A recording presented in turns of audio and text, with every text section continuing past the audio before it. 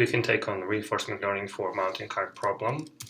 So for the first dynamic programming approach, I discovered that initial function actually demonstrated that after 3,000 episode, model started to improve, particularly in terms of average rewards that needed to be achieved. So it started to converge at about like 3,500.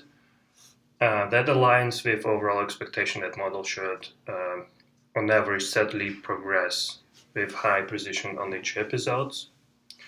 Exploration of the main parameters of this dynamic programming approach showed that it needs pretty high discount factor, 0.99, and smaller epsilon values in order to converge faster. So that could be explained by stochastic environment. So it needs kind of to explore more in order to progress, and it should treat immediate reward much less than overall reward. For CNN approach, I used the first example of CNN where the network is actually trained on each episode. That was sent to us with carpal example. And initial run with two simple layer, I used ReLU activation. It actually showed that CNN can demonstrate win action as early as episode 400, but model was not stable for me and it not converged well. It predicted only few trajectories, and changing number of layers and nodes did not improve much situation for me. Maybe it could be tuned far more, but it actually needed far more resources for each training because there is so much, because basically the model is trained on each episode, it takes a lot of CPU resources.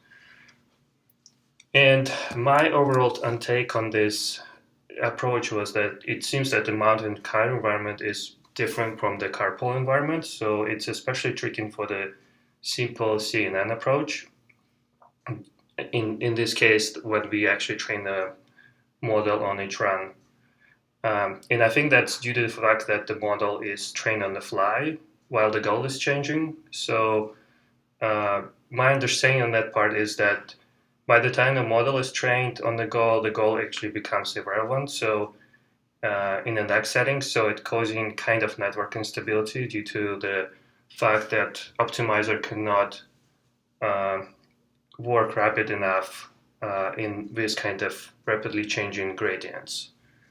So also because we are not using batches here, training on each, like I said, training on each episode takes a lot of CPU resources, so it's really hard to tune this. So I think it will be beneficial to use deep Q network in this case, because it seems like this environment is very close to what was designed in DQN, where we can use some of the target model to compensate this kind of frequent model updates. So for DQN approach, I used the same CNN architecture, except the algorithm was modified to accommodate batch learning. So, and I transferred the weights from the main model to the target model. The target model updated only after 4 process batches to make the model more stable.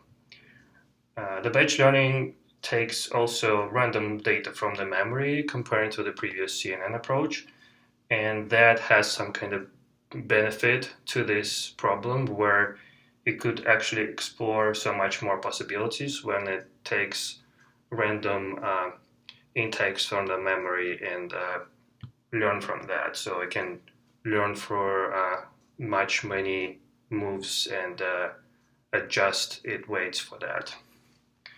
As expected from this, as you can see from these graphs, it showed that on fewer episodes, actually not 20, it's actually 200, sorry for that.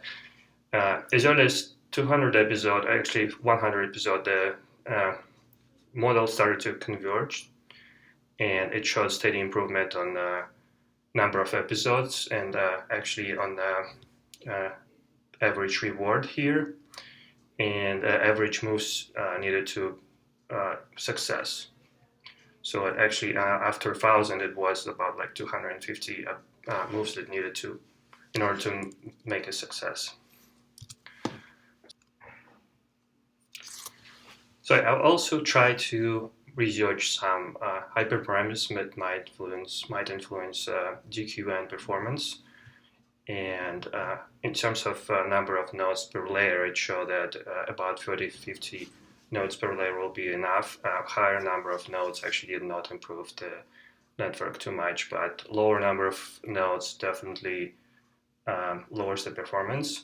In terms of the learning rate, it showed that everything as expected. So lower learning rates makes the network to be slow to converge, while higher learning rates as far as like 0.1 show that the network performance becomes it's actually increasing. I think that's due to the fact that the network needs to accommodate faster in this kind of learning environment. And also in terms of, I also tried two different advanced activation functions, which is leaky relu and prelu, and shows that leaky relu actually it actually affected the performance in a negative way, and prelu kind of increased the performance. I think this could be explained by the simplicity of the CNN function. So these complex activation functions might not be needed for this kind of environment. Thank you.